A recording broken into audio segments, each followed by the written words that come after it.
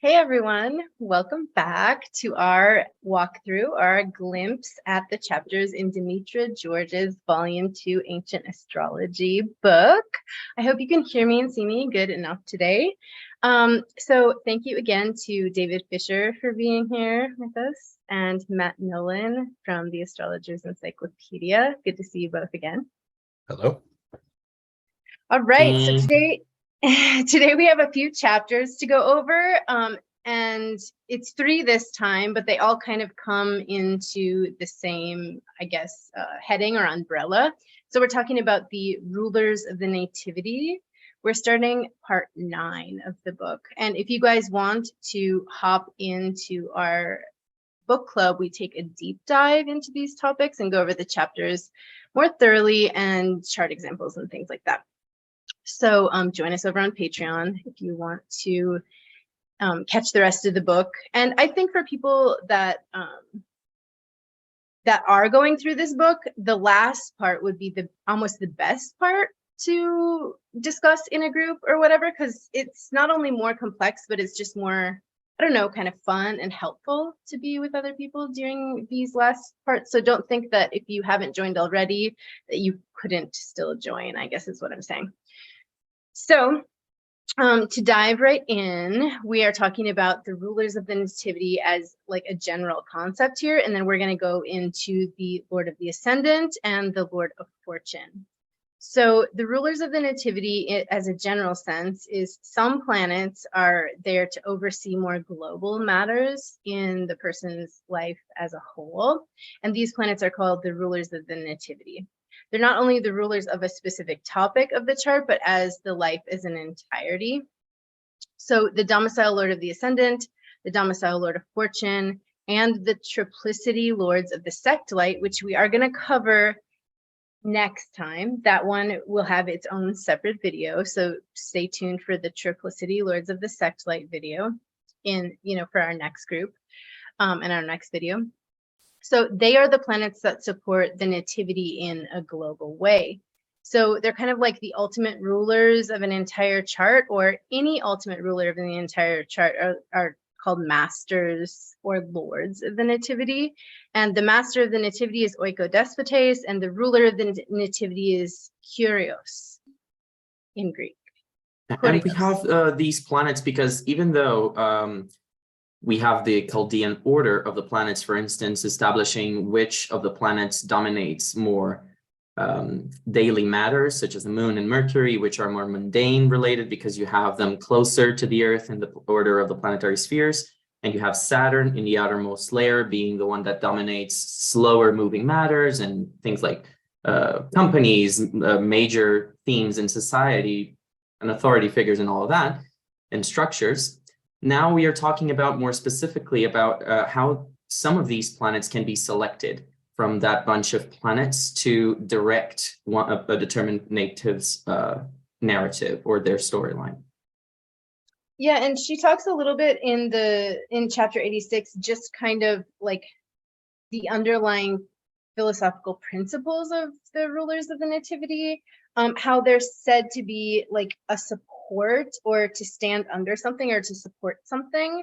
And she goes on and on about this for a few pages, just to kind of get you guys in the headspace of like how and why we're thinking about like a general planet having more productivity or more general support to talk about the topics of the life.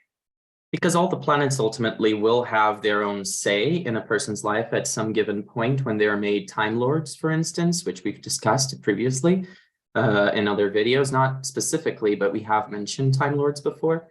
And these planets, on the other hand, they are always active in a person's life, in a person's narrative. At any given time, you can use them as analogs for what that person is doing, regarding that you know what they're supposed to signify. Yeah, and I think a good way to maybe start to think about it is kind of similar to in the last couple of videos we've talked about at various points, like a planet in a sign and then the condition of its ruler being important for what that planet is trying to accomplish, but on, as Elsa said, and as Demetra says, a more global level. So if you have a planet in a chart that is trying to do something like establish a career, whatever, that has to be supported by the rulers of the nativity, such as the ruler of the first, the ruler of fortune, triplicity lords of the second, and so on and so forth.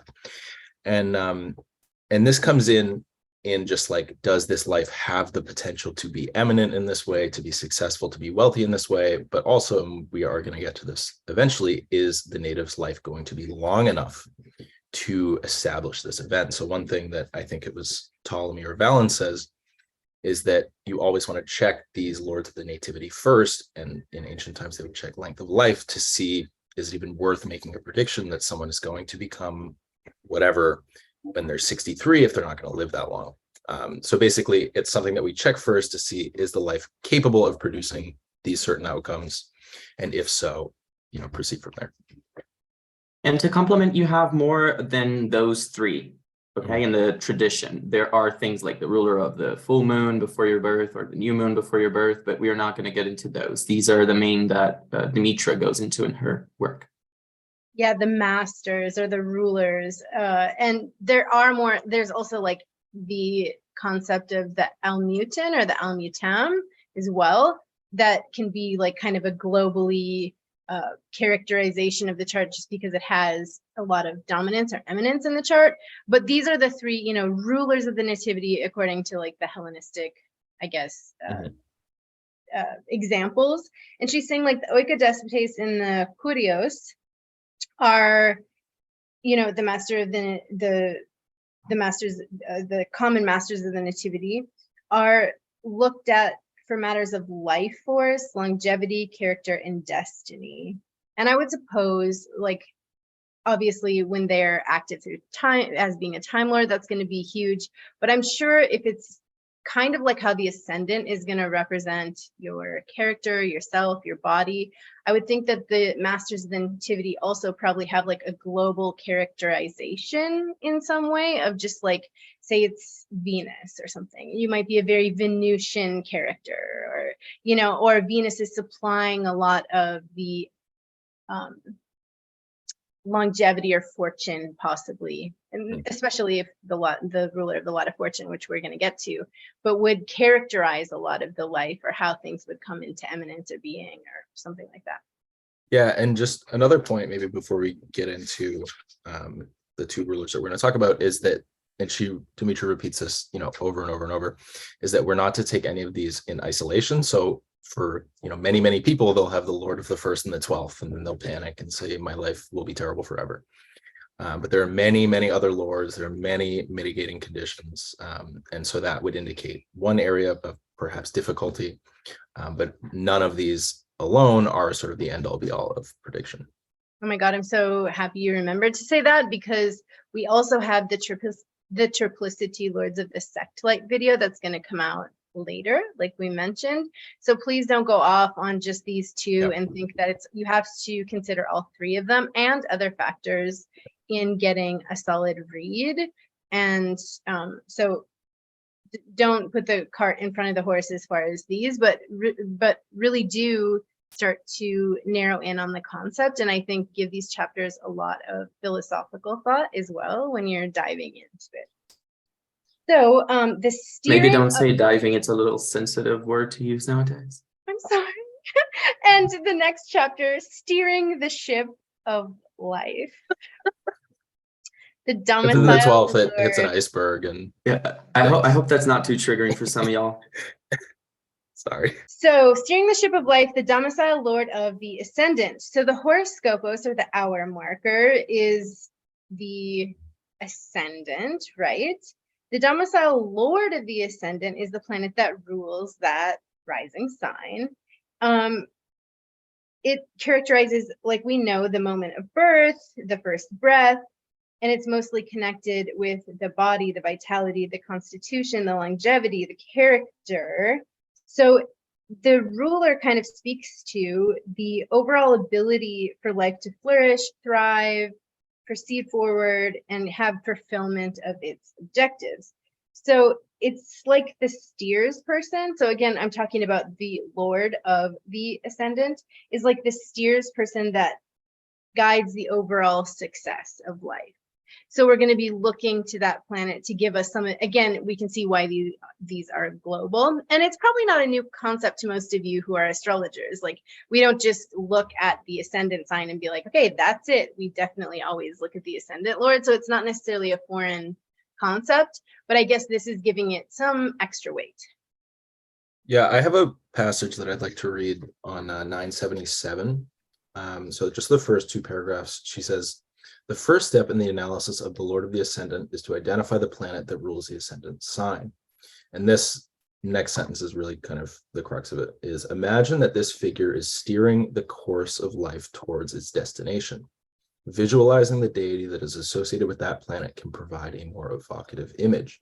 The planet's own nature points to the kind of personality that is in charge of guiding the life towards successful outcomes. That right there is like what I always think of is like if someone has, let's say, Libra ascendant, Venus is there on the steering wheel and wants to steer the life towards Venus things, right? And so the next paragraph, she says, the sun is the king, leader, or illuminator, shining a beacon of light along the way. The moon is the queen, mother, or caretaker, nurturing and tending to the emotional needs of others. Mercury is the messenger, friend to all, facilitating the sharing and exchange of information. Venus is the lover whose instinct for beauty and desire for intimacy magnetize certain people or situations to her in order to forge bonding and union. Mars is the warrior whose courage propels him to assertively pursue his desires, cut away obstacles, and attain victory. Jupiter is the sage or priest who imbues the world with wisdom, faith, and visionary optimism. Saturn is the elder, administrator, or laborer whose hardworking and serious nature shapes him as a pragmatic realist. So like that paragraph, like put it on your wall. If you see someone with that planet ruling the ascendant, that planet is guiding their life. They will display the attributes of that given planet in whatever way the planet is positioned in the chart. And I want to start this section by also giving an example in real life of real captains that have steered their ships. I mean, when things work out, obviously, you don't need to think much about it. Things just happen in a good way, and we are going to touch on that. But how would we think of a planet that is a ruler of the ascendant that it's not very well placed? Well, it can have several forms. If you think of the captains Smith and Schettino, for instance, Smith was the captain for the Titanic in 1912. Schettino was the captain for the Concordia in 2012. These are two ships that sank. The first one was a very experienced captain that was about to retire. Nobody expected him to make such a huge mistake, yet he did. But there were other factors in that moment. Like he had a whole life of success before in that particular instance, which means he would be equated to a Lord of the Ascendant that would actually be well placed, not necessarily badly placed, but maybe because of circumstance. In the case of Smith, there were many weird factors that caused the Titanic's accident to happen and the huge loss of life that it was. Whereas with Schettino in 2012, it was completely his fault. He totally just wanted to show off. He was drunk, probably, and he was trying to show off for a girl, apparently, according to what I've seen in documentaries. And he steered the ship towards rocks, and that's what killed 30-some people in that particular accident in 2012. And so you have, in the one hand, a ruler of the ascendant that would be well placed, but because of circumstantial matters, which have to do with the other rulers of the nativity and other planets that might be involved with that, making a good Lord of the Ascendant commit a flaw that was fatal to him in that particular instance. It steered the ship towards shipwreck in that example. Whereas the other one, it was his first time, I believe, steering the Concordia's helm, and he was completely imprudent. And this is the characteristic of an ascendant ruler who is badly placed itself. Not just circumstantially. If the circumstances were fine, he was the idiot in this case. Yeah, and so building on that, right, we want to say not only what is the characteristic planet of the, like what is the planet of the Ascendant Lord, what are its characteristics, but then also what is its condition. And so we can think, as David's saying, a good Lord of the Ascendant, one that's well placed, will be able to steer the life to its destination with minimal damage, success, cargo intact, whatever. All other things considered. Yeah, all other things considered. And then a poorly placed Lord of the Ascendant will become lost. It will be wayward. It will fall asleep at the wheel. It will be drunk. It will sail into fog, as Demetra says. And so the hand that's on the wheel, let's say it's like in the 12th fallen with a square from Saturn, will be unable to see the direction of the life. It will become lost. It will become depressed. It will be, so on, unable in the sense to diligently steer the ship. Yeah, unfit. Yeah. And I just want to mention, I mean, I hope it's not taking us back too far, but I thought it was interesting that she's writing about Valens and how he's saying that the significations of the planetary lord itself indicate, this isn't talking about like the favorability or the condition, which obviously we need to assess because that's what astrology is about, is like assessing the condition, right? But this is on 977 as well. But the planetary lord indicates the kinds of activities that naturally lead to a sense of well-being and success. And I thought that was really cool because it's like planetary, for all you people that are into planetary magic and just like developing more of a relationship with the planets, it's like back to that like character thing, is you're going to see like success developing, or like what makes you happy essentially is going to be in the character of that ascendant lord as well. And obviously you can take into consideration the condition and the sign, which is probably going to alter that like what makes the planet happy. But it just reminded me of that sort of like planetary magic, or that like character or personality, quote unquote, of anthropomorphizing the planet's desires, or what makes them happy or something like this, which I think is cool. Yeah, and I think that's a really interesting sort of meeting point of like so-called fate and free will, is that you will incredibly consistently find that if you perform the activities related to the Lord of the First, especially if it's well placed, you will feel good about it, right? You're going to be drawn naturally to those activities. And this is why we see, astrology working for people who know nothing about astrology, is because they naturally are drawn, if they have a Venus ascendant, to painting, whatever, and so when we're looking at how to evaluate the ruler of the ascendant, we really want to, it's things that we've already covered in the book so far. So especially in chapter 79, where she gives this 4-step method. For step 1 is what are the characteristics of the planet, step 2 is what is the sign, step 3 is the house, and then we have a nice little delineation for, like, let's say we have for example, I have Saturn ruling the ascendant placed in the 3rd in Aries. We would say, what is the nature of Saturn? It's strict, morose, dark, whatever. It's in Aries, cardinal fire, masculine. Those have specific things. And then in the 3rd house, we would say that the ruler of the 1st and the 3rd gives special attention by the steersman to siblings, religious matters, and so on. And once we have that little delineation, then we would take into account things like sect, witnessing by benefics and malefics, being under the beams, being direct or retrograde, speed, rejoicing conditions, all of these essential and accidental factors, to then say how well is the planet going to be able to accomplish that. And here Demetra goes into more detail about that, specifically using the ruler of the ascendant. So she also exemplifies that it doesn't mean that just because you have that ruler of the ascendant in a bad house, for instance, you'll have a wretched life. That's not it at all. You have to consider the other rulers of the nativity as well, and how well they're supporting that lord of the ascendant and other planets like the sun and the moon.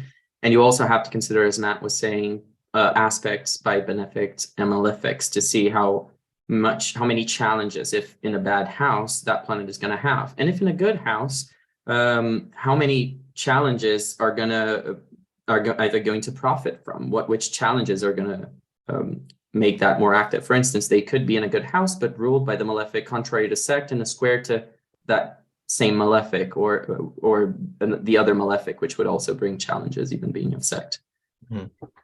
Yeah, and she goes, actually, I really appreciated her detail, because she actually gives some delineations, like from her, she gives delineations, which we're going to go over in the study group, but she actually gives like a short and brief delineation for all of the houses, which I thought was cool. And I mean, it's not necessarily something that you can't come up with yourself. And I would actually encourage you to try to do that yourself, to like write a little sentence. But we will go through those in this study group. And she gives like amazing examples for all these things that will kind of parse out there. Obviously, we also have exercises at the end of each chapter. So this is a very complete book in terms of. Absolutely. And so I think, the whole gist of this is that we're not bringing in any real new interpretive techniques here. We've covered what we need to get like a really good delineation for the ruler of the first. We just need to apply it now to what this particular signifier is. And I just want to call out a little detail in this particular chapter, because Demetra says very specifically that when the planet is said to be setting, it is also debilitated a little bit. It is hindered a little bit in its capacity to bring about the effects that it wants to in the life of the native. But she says it's specifically regarding the descendant degree, or if the planet isn't near the descendant or under the descendant. And that's not the only signification for setting in the ancient texts. There is also the signification of setting under the beams of the sun, in other words, being occidental, and being setting under the beams is when the sun is building a conjunction to it, if it's a superior planet, or in the case of Mercury and Venus, if they are retrograde, falling from the evening sky into under the beams of the sun and disappearing, therefore, from visibility. That's also a hindering condition, not just being close to the descendant. That's important to point out because it is very clear in the texts. Yeah, and she covers that in book 1, the synodic cycle of the planet.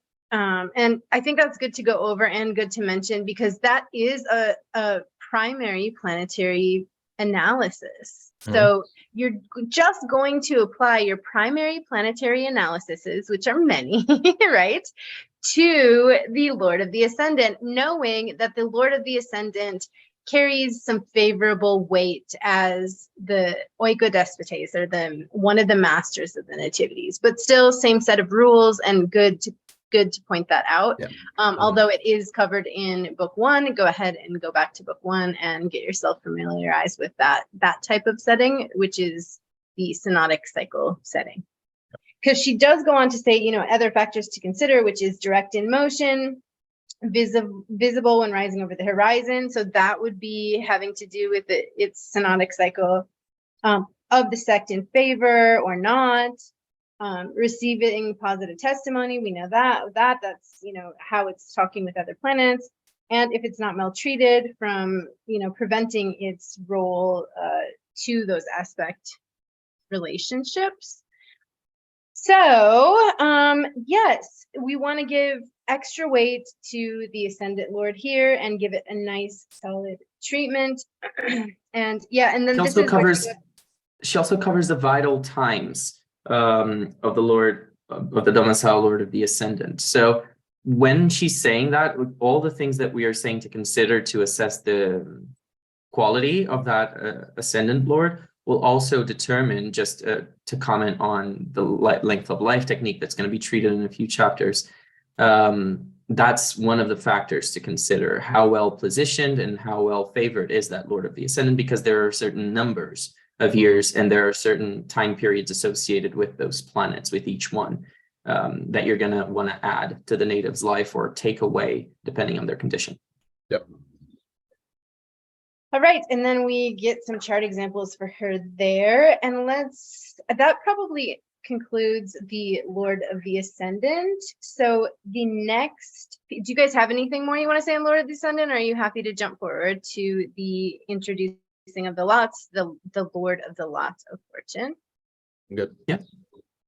Okay, cool. So the Lord of the Lot of Fortune. Many lots, we have like all these lots, right? And so I don't know, do you guys want to do a treatment of the philosophical reasoning for the lots, or can we just, because that's how the chapter starts, right? She's telling us about the lots, the 7 hermetic lots, why lots are calculated, how they're calculated, and how I think we can just say lots are sort of an alternative way of distributing topics. Involving combinations of planets in the Ascendant. I want to say a little more. I want to start this session of the chapter on the lots by saying that the lots are analogs for specific topics that the planets cover. So each planet will be kind of an umbrella term or an umbrella symbol for several different topics in our lives. And how do we differentiate, for instance, Venus's significations of younger sister, lover, and also women in our lives? Well, you have different lots for that. And the reason that they are more personal is that they are a projection of the distance between two planets or a planet and another point in your chart from the ascendant degree. So it's personalizing your experience from that particular topic and assigning it to a different house, or the same house it could fall into, the same house as that planet, but it will personalize the experience further, which is why they are important. Yeah, and I guess saying that if you're totally new to the lots, a lot is calculated from one planet to another, that much or that many degrees, that apportionment is then projected from the ascendant. So let's say it's a square from Mars to Venus and you're wanting to know about a certain type of relationship or something. You're taking the actual meaning of one planet, the meaning of the other one, so like the sun and the moon or Mars and Venus, and you're going in planetary order from one to the other, and you're going to switch it by day or night, and then whatever amount of degrees you get, you project it forward from the ascendant, and that's for all of the lots. And that's how they kind of get their meaning, is to take the sort of general significations of the planets and assign them to the planets, project that amount of space between the topic of one to the other, and then project it off of the ascendant. I don't know if I explained that very well, but you guys, there's tons of teachings on the lots, but that's just like a general idea of how and why we are calculating the lots. And like David was saying, they are specific to you, and they were considered very, very important in Hellenistic astrology. And there's 7 Hermetic lots that were specifically accounted or associated or counted from a specific planet. So those are also really important, and they were used commonly. So it's not like some random uncommon thing. Now, lots got more and more in depth, and they got to be, you know, like I think she's saying something like even, hold on. People went crazy with them after a Yeah, while. and it got more crazy, but I think even in the beginning, I got to look back here to see, but there was like 87 lots or something, like even in the start of the lots. And she makes a comment that many times astrologers would even just look at the lots to talk about a particular topic in a person's life. And I do see the value in that, because when you look at the lots, you can see, especially the lot of spirit and the lot of fortune, you can see a lot of how the person feels about certain topics in their life, and it's much easier to access how they are approaching it, so you can infer their next steps, how they're going to react to certain events in their lives. Not that they're the only thing, again, they're all important, all the rulers of the nativity, but exactly. And it was Abu Mashar that said something like 80 some lots to start, and like now we have like a million. During, I think it took off during like the Arabic and medieval and Renaissance like tradition, it really got big. But it's why I think this is important to mention, or why would there be so many lots, or were people just like inventing them, like from point A to point B, then it means this? And kind of yes, because the word lot comes from kleros. I think I'm saying that right, kleros. kleros. Thanks. And so originally it was referred to as the art of kleromancy, so divination by the casting of lots, the casting of stones, or the casting of straws, right? So this is where you get, again, that like fate and free will concept that she does talk about a lot to begin these chapters. So philosophically, I think it's important to go back and read those. But that's the idea, is that you actually could be liberal with them, but the ones we're talking about now are steeped in the tradition, very solid, especially the 7 Hermetic lots, and even more so the lot of spirit and the lot of fortune, which are associated with the sun and the moon. And these have been used since we've been using this tradition. And the 7 Hermetic lots that are the main ones, they are derived from calculations that use planets and the lots, the 2 main lots of spirit and of fortune. That's why they're also so important. Because these lots use the sun and the moon, the fortune and spirit, and the other 5 use lots of fortune and spirit as one of their bases for the calculation. And if so you don't have the moon yet, she does lay out those projections, how to calculate them. So this chapter is talking about the Lord of Fortune as another ruler of the nativity, right? And so it's similar to the Lord of the Ascendant in that what we need to know is, what does fortune signify? What does its ruler signify? And then apply the techniques that we already know to analyze how that topic will go. And so on 997, she writes, the lot of fortune is the degree in the nativity that connects the soul, symbolized by the sun, the lunar life force associated with the moon, and the physical body represented by the ascendant. The overarching emphasis of the lot of fortune, however, is on the body, or more specifically on how the living soul fares in the body as the person inhabits the physical world of incarnation. The lot of fortune also indicates the relative quantity of a person's good fortune in receiving wealth and prosperity. This material bounty enhances a person's physical well-being and general happiness. So we can see how there's one factor in this analysis, how you can combine a lot of different things and how they fit together. The ruler of the ascendant is a more active kind of role, in the sense that it represents the person's consciousness, directing them through life, what they're attracted to and what they move towards, and in the sense of there's someone steering your life, right? And here in the lot of fortune, we actually get that sense of a passive, a receiving of blessings or circumstances that you then have to react to. And the Lord of the lot of fortune is giving you the results from those circumstances, or the final say that those circumstances will have in your life. Demetra gives us some sources and a few words that they say about the lot of fortune, just to kind of like get it, in there a little bit. So Dorotheus judges it as the condition of the wealthy. What page is this? Oh, I'm sorry, 998. So coming from Dorotheus, he says the condition of the wealthy, those in the middle, and those who are poor. Firmicus wrote that it was the indicator of the quality of life, the amount of personal wealth, and the course of good or bad fortune. Paulus talks about fortune signifying all things about the body, the actions of the native, the indicative, or that it was indicative of acquisition, reputation, and privilege. Rhetorius related that the lot of the moon, or the lot of fortune, signified all things of the body, the actions, the praises arising from one's way of life. So again, kind of like reputation, I suppose. Sickness of the mind, or companionships.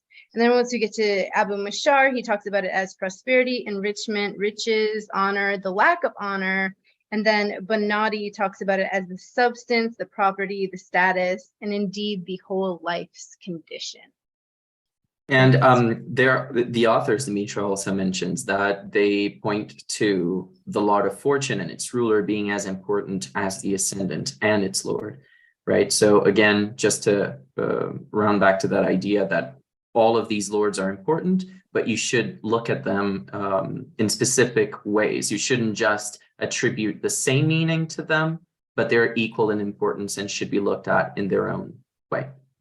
Absolutely. And she does really belabor this. She's like, please do not like categorize, like we're doing this in an order, but we're not saying first do this, then do this, then do this. And it's like number 1, 2, and 3. No, they're all the masters. They all have to be considered in their own right, and they all have to be considered together. So really, you're not going to get a full consideration of these lords until next month, when we cover the sect light. And to kind of reiterate something that David said earlier, is that I think maybe a good way to think of it and to extend the nautical metaphor a little bit is, if the Lord of the Ascendant is the active steering of the ship, then the lot of fortune and its lord will be favorable winds, calm or rough waters, if you have, good navigation equipment that's working. And so a well-placed lot of fortune with a well-placed Lord of the Ascendant would be like a competent steersperson and good conditions on the seas, allowing for a very profitable and relatively successful and easy journey. Whereas if we have a well-placed Lord of the Ascendant with a poorly placed lot of fortune, we might have a competent steersman through rough waters. So you might still get to the destination, but it will be more difficult. You might lose some time or some cargo on the way. And then if we get to like both of them are poorly placed, then it can be an incompetent steersman mixed with poor conditions, and disaster can ensue. And Demetra makes a couple of comments on this where we need to sort of think of, there are going to be lives where many of these rulers of the chart are poorly placed. So we need to think of sort of what that means, that certain lives are more or less doomed to encounter bad fortune continuously, experience rough waters, waywardness, wandering, and so on. Because there is something to be said about your ability to see the right opportunities to take yourself out of certain bad situations as well. For instance, if you were never taught how to swim and you fall into deep waters, that's going to be a huge problem for you if you don't have a life vest. And if you're a good swimmer, you might give yourself more of a chance of survival, for instance, to keep in that sea metaphor. Yeah, and on that, I think that's really great, David, because I wanted to bring up this line where she writes, the lot of fortune can indicate the extent to which a person is supported by the world. And also it can talk about it being a planetary agent that's responsible for taking advantage of fortuitous opportunities. So being able to recognize them, see them, even if they're infrequent or small. And so I thought that was cool, and I wanted to bring that up.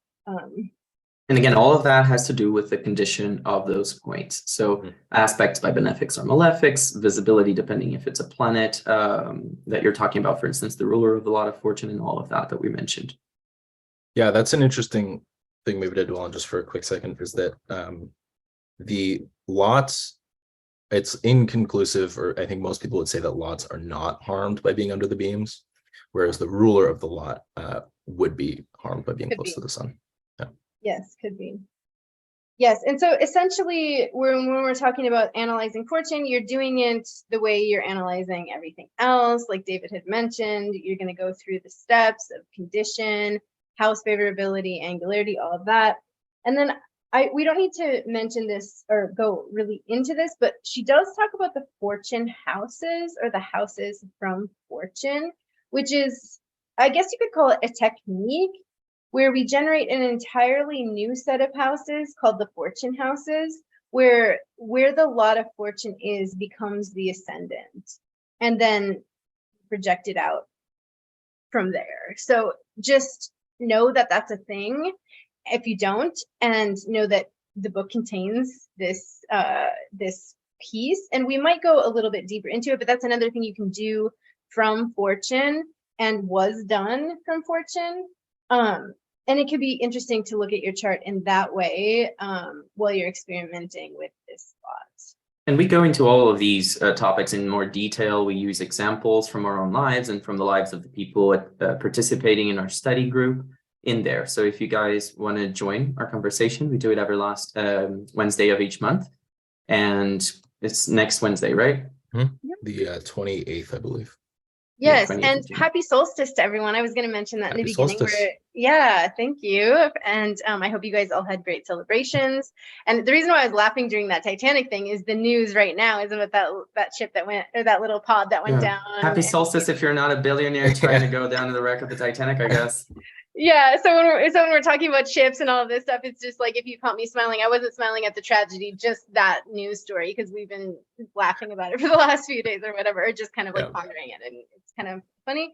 So anyways, yes, it's this following Wednesday. It's always the last Wednesday of every month. And yeah, the Wednesday post your solstice activities. So it's going to be great to see everyone. I think that probably covers it. Any last words that we want to conclude with? Maybe I would just say, I've already said it 2 or 3 times, but and I'm saying this because this is something that I got stuck on for a long time, I think, is that there's no like special technique for analyzing lots. It's the same old stuff that we do for analyzing planets. If we know what the topic is, we apply those techniques to the topic, and that's kind of it. So it shouldn't be this very mysterious thing of like, oh, we have these new significators, what do we do with them? It's kind of the same old thing. Yeah, and I guess maybe we should have talked a little bit more philosophically about the lots, and I'm hoping that we can get into that a little deeper, because it now at this stage of astrology, it is kind of like understanding what you're trying. And I think David brings this up a lot, is like understanding what you're trying to get out of the thing, because once you've gotten to the point of like analyzing the natural signification and the house meaning, and then you've gone through the aspects and the techniques of condition, it really is saying like, what are you trying to ask of this planet or this planetary point? What are you trying to filter out to get to know? And so I think that philosophically is important when it comes to especially the lots and the lots of fortune. But remember, as far as the masters of the nativity, these are 2 of the 3 important masters that we're going to look at. And next time we're going to look at the domicile lord of the sect light. Yeah. So just a quick note, self-promotion. I have a video, 2 videos about triplicity lords of the sect light that I uploaded back like end of last year. So I have one that's the technique video, and then one where I go through a handful of charts talking about it. Yeah, because it's a tricky technique, and like the changeover between the lords, it's really not like it's a kind of a nut to crack. So I do have those videos if people are interested.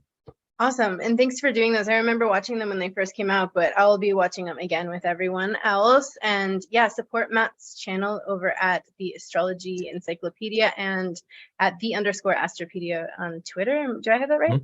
Okay. And it's always good to remind everyone that we are doing this so we can promote ourselves as astrologers, as professional astrologers. So Elsa, me, Matt, we're all doing consultations, we're all doing tutorings. We are all doing these study groups. So please leave a like if you can, subscribe to the channel, and comment below if you found anything interesting from here, even if it's just to give us a thumbs up. We'd really appreciate that. Yeah, thank you, David. And I have seen so many new subs and new subscribers. So thank you and welcome everyone to those who are here. I know I've been saying for a long time that we have stuff in the works and stuff to come, but it's coming sooner than later. It's still in the, yeah. I know. So, but thank you for subscribing. And we have passed the 500 mark and we're getting close to 600. So I do appreciate everyone's support thus far. So yeah, definitely like, thumbs up the video, and stay tuned for more delicious content soon. All right, everyone. Bye. Ciao.